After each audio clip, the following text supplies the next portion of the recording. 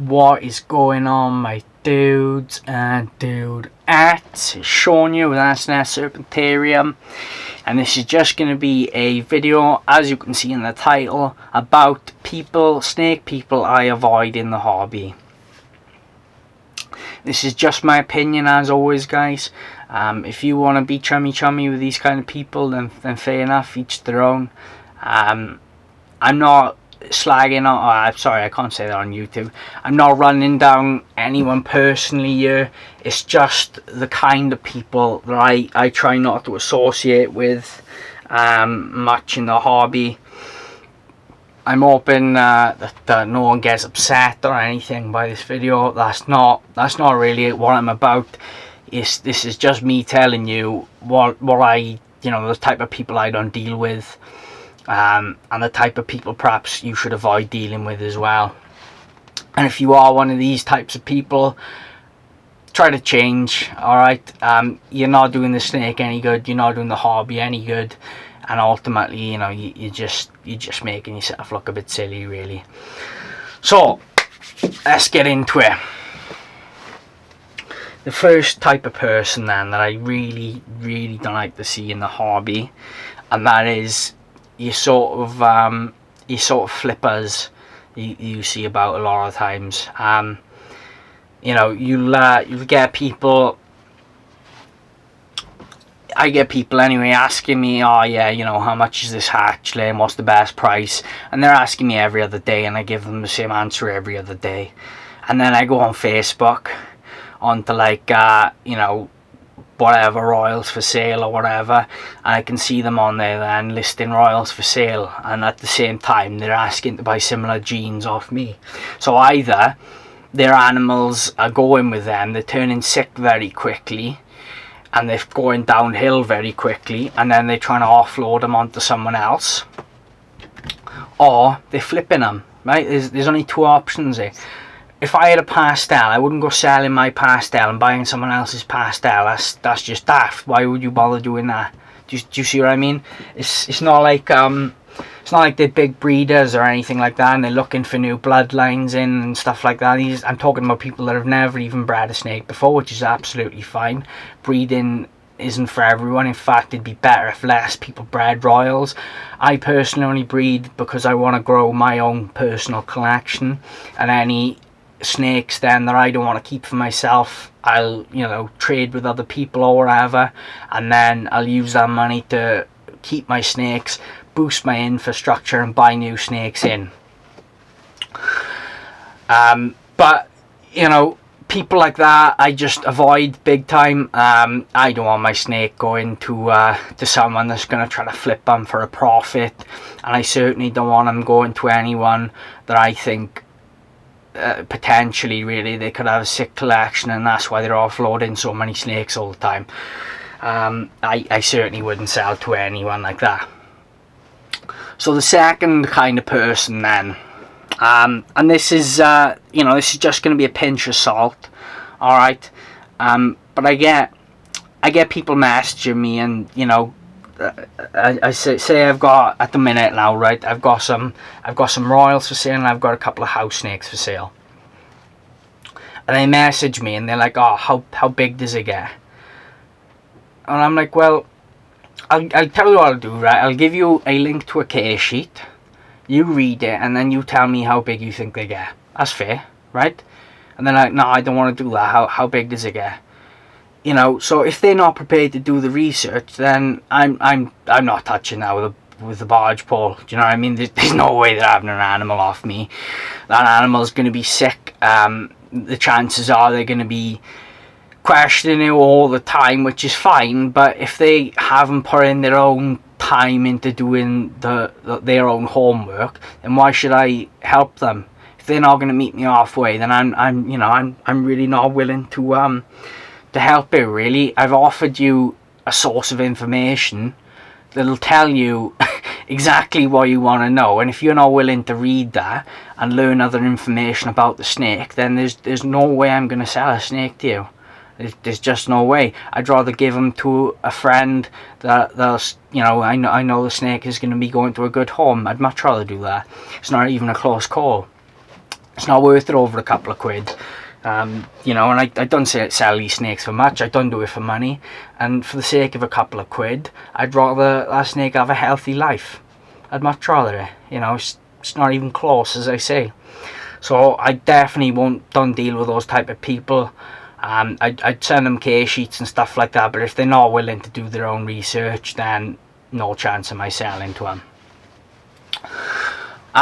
Yeah, so another type of person I don't deal with then is the type of people that are always trying to knock you down on price. There's nothing wrong with trying to get yourself a good deal. Alright, I do it myself. If other people ask me, I will. You know, there is a little bit of wiggle room sometimes. But if you're constantly asking me every single day and I'm giving you the same answer over and over again, you know, after a couple of times, I'm just not going to reply anymore. You know, it is a lot of time wasters and stuff like that. And like I say, it's fine trying to get yourself a good deal, alright? But if I'm giving you the best price that I can do, then that's it really. I'm not going to go any lower, because then there's no guarantee for me that snake is going to a good home, and there's certainly no guarantee that you're not going to flip that and sell it on to some moron that doesn't know what they're doing. So, you know, I want to know where my snakes are going and where they're going to be living and what sort of environment they're going to be in. And to me, that's just a red flag of someone that wouldn't pay vet bills or anything like that if the snake was unwell in the future or whatever. So that's not the type of person I want to deal with, just because I know that snake isn't going to have, you know, the fullest life it can. So I'm just not, I'm not going there, like, to be honest. Yeah. Another type of person that I won't deal with really is anyone that I've seen look for freebies in the past. You know, and these fake rescues you see about, I'm actually going to do a video on fake rescues, but they, you know, they claim, oh yeah, I've rescued this snake, I've rescued that snake. Well, they haven't really rescued them. When you dig in a bit deeper, they've just taken on a freebie, alright, and that's fine, alright, there's nothing wrong with taking on a freebie, but to run around and then say you've rescued the snake when you haven't taken them to the vets, they were in perfect health when you got them, you know, and don't call yourself a rescuer because you haven't rescued it. You know what I mean? Like, you just got yourself a freebie. And the reason why I don't like to deal with those kind of people is because if they're looking for freebies all the time, the chances are one of these is going to be a genuine rescue. The genuinely does need a new home. They're not going to be prepared to deal with that. That snake is going to get sicker and sicker, and if it's got something like a respiratory infection or anything like that, then that's going to spread throughout the whole collection, and then that baby I produced is going to end up dead, and that's not something that I want really. You know, any homes that my snakes are going to, I want them to be good homes, as anyone does really. I don't want any idiots buying them. So these fake rescuers and, you know, people that take on freebies and stuff and asking for freebies, no chance, absolutely no chance. Another person that I won't deal with then, and this is going to be the last one really.